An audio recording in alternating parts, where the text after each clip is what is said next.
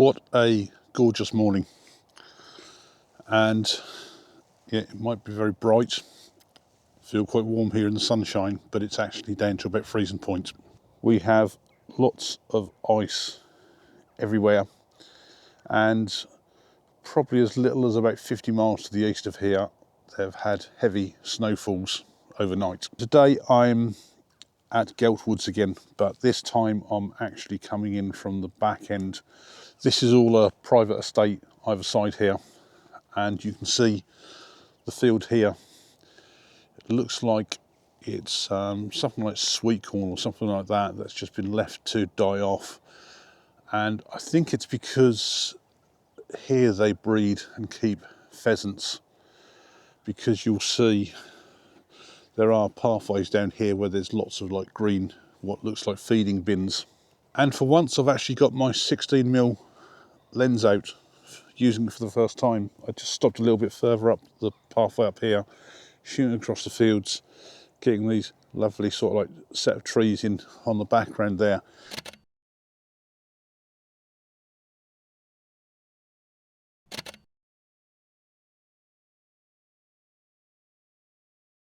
And I've just carried on walking on a bit further and come across this scene. I like the way the roadway sort of curls around here and then leads up through the end there with the trees framing here. So I've gone into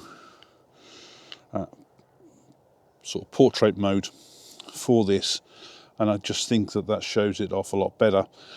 The biggest problem here is shadows, because the sun is almost right behind me. The shadows are also the reason why I've had to flip to my 24-105 lens, because the 16mm was just too wide, and unless I got really, really low, there's no way I'd have got away with not including the shadows in the image.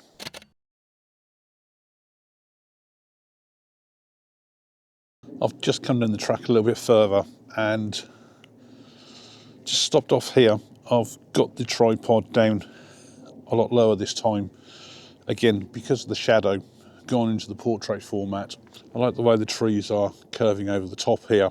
I really like it when you come to sort of woodlands, which is very diverse. So we've got things like evergreen pine trees, and all through the different species of trees. So there will be an overall, especially over there, an overall variety in different colours.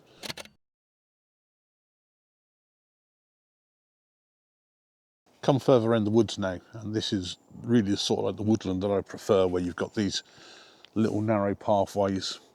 You go through all the different sorts of trees. There's fallen trees everywhere due to the storms and everything over the years, and often not these are on the main pathway here, which you have to then go round. Got the robin again. I don't know if we can see him. See.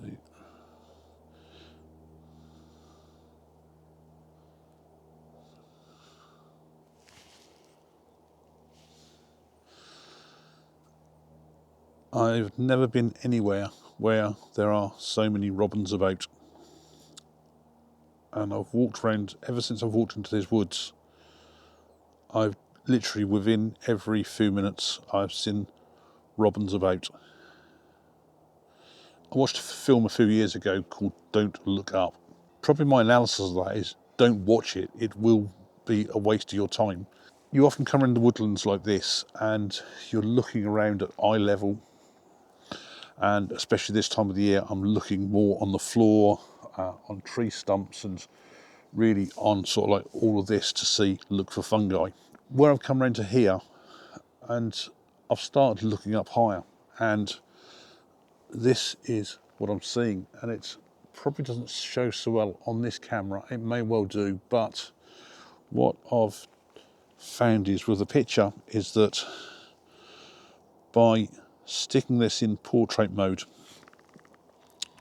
I've still got the polarizer on the camera, so it's really took that sky as a really, really deep blue, contrasting on the light greens. And I initially looked at this in a landscape point of view, and it just looked too messy. By putting it in portrait view, I've now got all that highlights all down the centre there, and I've got these sort of old dark branches literally all around the whole thing, certainly at the top, and You can see it coming in from the sides either way, and to me it really frames it up nicely. So the saying of don't look up, do look up, you'll be surprised what you'll see in the woods. So do look up, look at eye level, and look on the floor.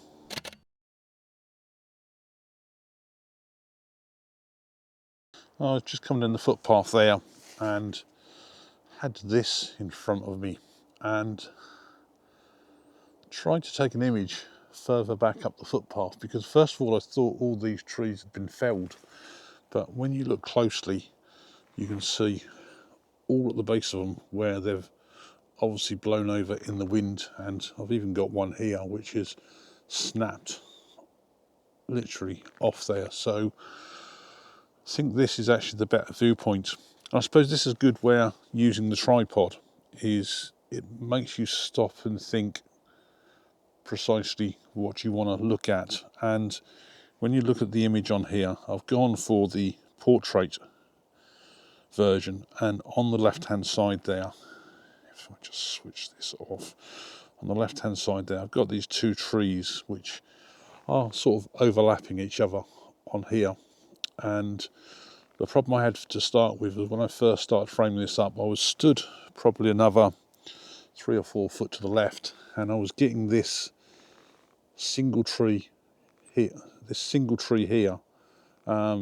close to me, and it was very dark, and it just dominated the picture down the left hand side. It sort of framed it, but it just blocked it off. Didn't really, to me, have a purpose there. So I just found that by still having the polarizer on as well, I've dialed that in, so we've got this nice, much deeper blue sky where everything, all the trees sort of pop, and then I say in the base we've got these fallen trees that are in the end there, and there is probably some in the bottom here which I should hopefully be able to pull out more detail from the raw file in post-processing.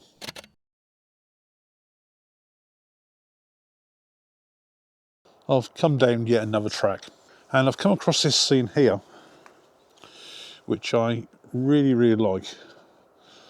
As it's shown on the camera here, I'm not sure about this being sort of like a full width image, but it's really these trees here that I like, especially with the branches over the top here. It sort of frames the whole image.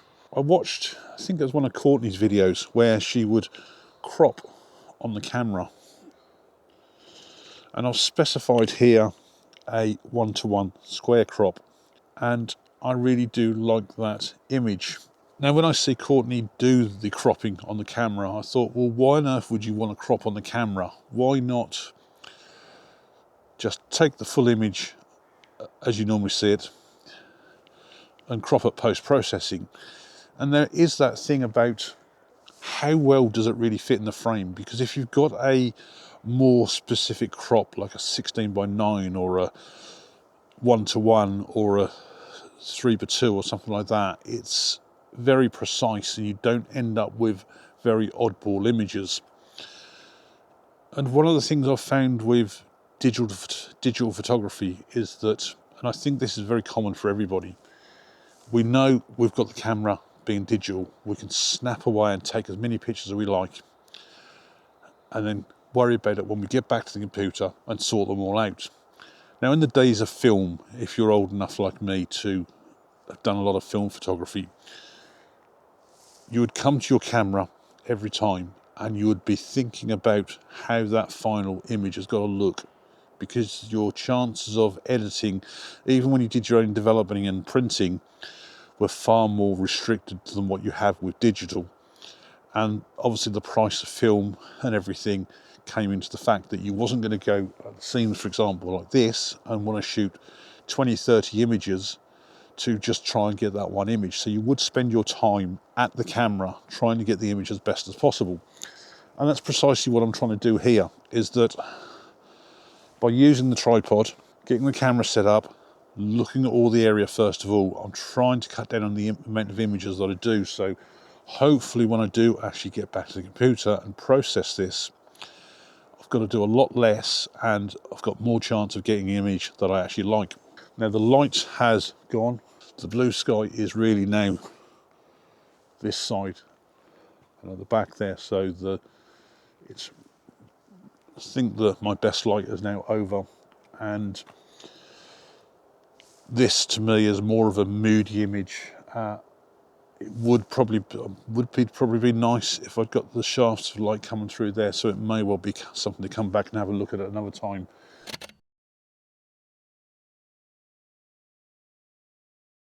I walked up here literally when I first got here and went all the way along here, but when I went along here I did actually spot what I'm doing as my final image of the day. I was originally going to picture this one that I've got on the top here. This was the one I'd spotted. I hadn't actually noticed anything else, but the breeze is now picked up, and I don't know whether it shows on the camera there. You can see this thing wobbling all over the place, and I really do need to do a stacked image to get the whole thing sharp. So I've got this other one down the bottom there, which is right up against the tree, so the wind is coming from the other side of the tree there, and that is not wobbling whatsoever. Now the only problem I've got is that I have got my light on the top here, and I've deliberately tipped it right down so that the light is only going at an angle sort of at the top there, and not illuminating the tree too much. And I've got this down at the warmest setting, 2500 Kelvin, and the power of the light is only at 76%. I have experimented with another one of these, and again I've got it down to 2500 Kelvin, and the light power on this is 1%. That's how low I can get it, and I've tried getting it in as fairly close as possible on the back there without the light actually being seen in the actual image.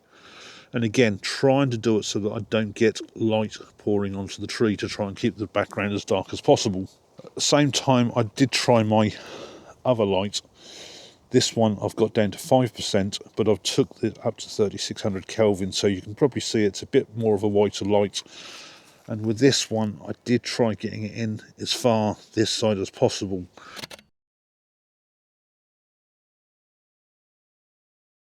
Coming here today was another one of those that I hadn't actually planned to be precisely where I was here. In actual fact, I didn't even know I could get to this point. It's actually, most of this is a private estate, but there are footpaths through it. So you can't physically get into, say, a lot of these woods from behind this fence here, but at least a lot of these pathways are all fairly wide and open, and you can actually get around to see quite a lot of nice scenery. Be interested to hear anybody's thoughts on all of these, and thanks a lot for watching.